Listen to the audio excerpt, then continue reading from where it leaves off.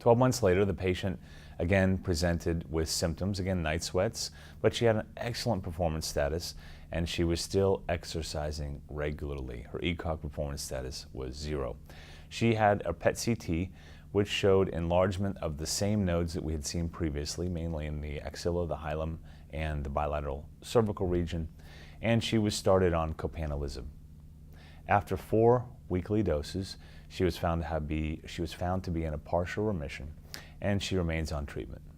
In this case, we have a woman who has now multiple relapses. She's relapsed after induction therapy and has relapsed following lenalidomide and rituximab, and now she's on her 3rd line of treatment.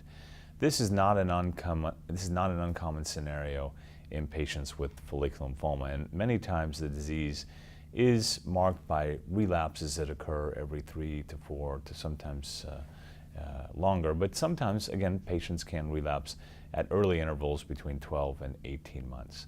And generally, when I think about this group of patients, I think about novel treatment options, about using something that has a different mechanism and something that could potentially put these patients in a remission that is durable.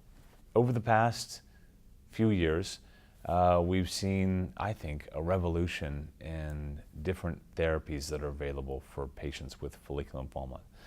Many of these new drugs are currently FDA approved, and many of them will soon be FDA approved, we hope, within the next several years. So the landscape of treatments that are currently available for patients with relapsed follicular lymphoma, especially patients that are in the 3rd line, would include the 2 PI3 kinase inhibitors. Those 2 PI3 kinase inhibitors include a drug called idelalisib and a drug called copanlisib. Both of these drugs hit the PI3 kinase pathway. These are drugs that target the PI3 kinase pathway. We know that this pathway is essential in the function and development of normal B cells. And it's evolved as a target for drugs that are very active both in lymphoma and in leukemia.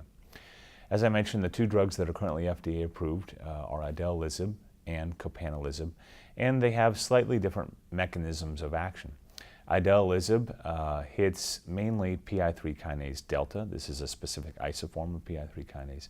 And copanlisib hits the PI3 kinase, mainly the PI3 kinase alpha and delta isoform, although it does hit beta and gamma as well at a lower extent.